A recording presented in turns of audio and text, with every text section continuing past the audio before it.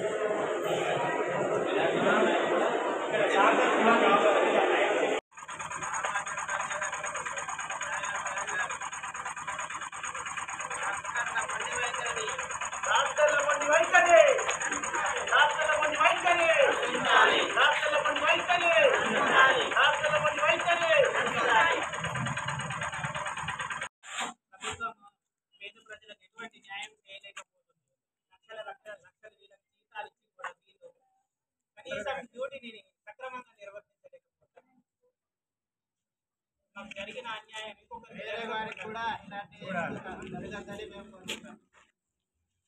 Collector వరకు దృష్టికి తీసుకెళ్ళి సార్ గారు ఏమైనా న్యాయం చేయాలి అని ఇక్కడ ఇంత పెద్ద హాస్పిటల్ని ప్రభుత్వాన్ని చదవబెట్టట్టు డాక్టర్ గారిని మాకు న్యాయం జరగాలి.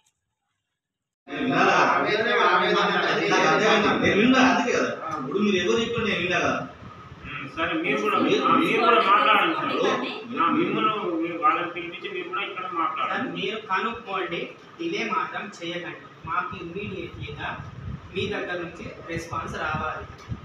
నేను తీసుకుంటా.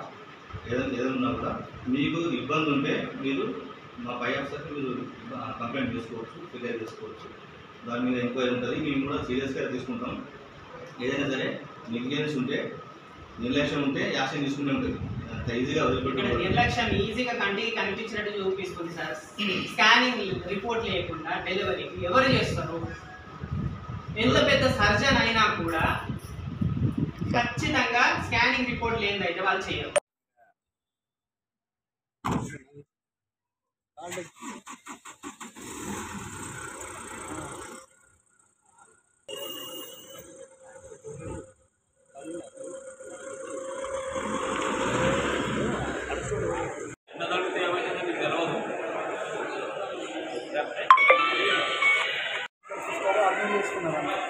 అడ్మిట్ చేసుకున్న తర్వాత వాళ్ళు 12 వరకు నొప్పులు వస్తున్నాయి, బేబీ మంచిగానే ఉంది, లోపల నార్మల్ డెలివరీ అని వాళ్ళు సిస్టర్ అందరూ చెప్పారు.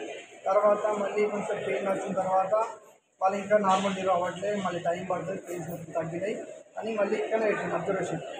అప్పుడు మేము అడిగినాం వాళ్ళ దగ్గరికి వెళ్ళి, మేడం మరి నార్మల్ డెలివరీ అవుతుందా, ఏమైనా క్రిటికల్ పొజిషన్ ఉందా అంటే చెప్పండి, లేకపోతే మేము only Mancherial government hospital prefer చేయండి, మేము వెళ్తాము చూస్తారా, లేకుంటే బయటికి వెళ్తాము అని చెప్పండి. చెప్పేసరికి వాళ్ళు ఏమన్నారంటే, ఎందుకు నార్మల్ డెలివరీ అయ్యేటట్టు ఉంది కదా, మేమే చేస్తాం ఇక్కడ, మమ్మల్ని కాదనుకుంటాం, మీరు ఎట్లా వెళ్తారు, మేము ఒకవేళ అక్కడికి పంపినా కానీ పై అధికారులు మమ్మల్ని తిడతారు, నార్మల్ అయ్యే సిచ్యువేషన్లో కూడా మా దగ్గర ఎందుకు పంపారు అని అలానే వీళ్ళు పంపలేదు. అయినా కానీ మేము ఎన్నోసార్లు 1 అవర్ తర్వాత డెలివరీ అవుతుంది, 2 అవర్ తర్వాత డెలివరీ అవుతుంది అనుకుంటా చెప్పింది.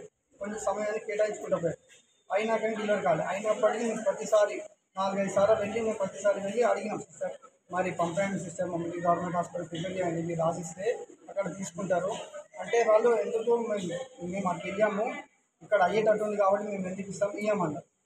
అలా అని మొత్తం ప్రతి ఒక్క అంటే షిఫ్ట్ వైజ్గా చేంజ్ అయ్యారు. ఫస్ట్ షిఫ్ట్ వాళ్ళు కూడా ఇలా అని చెప్పారు పంపన్నారు, సెకండ్ షిఫ్ట్ వాళ్ళు కూడా పంపలేదు. వాళ్ళు సెకండ్ షిఫ్ట్ వాళ్ళని కనీసం ఒక 5-6 సార్లు అబ్బాయిలు అడిగిన రిపేర్ చేసాం, మేడం ఇక్కడ అయ్యేటట్టు లేదు, మమ్మల్ని గవర్నమెంట్ హాస్పిటల్ కన్నా ప్రిపేర్ చేయండి మంచిర్యాల, లేకపోతే మమ్మల్ని బయటకు పంపితే మేము ఎక్కడైనా వెళ్తాము మేడం అంటే, దీన్ని నార్మల్ డెలివరీ అయ్యేటట్టు ఉంది, మీరు ఎందుకు పంపుతారు పోతారు బాబు, ఇబ్బంది పడకండి, నార్మల్ అవుతుంది అని ఇక్కడనే పెట్టాడు. ప్రతిసారి ఏంటంటే అంటే పేషెంట్ దగ్గర స్కానింగ్ తీయాలి, పేషెంట్ స్కానింగ్ తీయకుండా నార్మల్ అవుతారని వాళ్ళు ఎట్లా కాన్ఫిడెన్స్ చెప్పారు.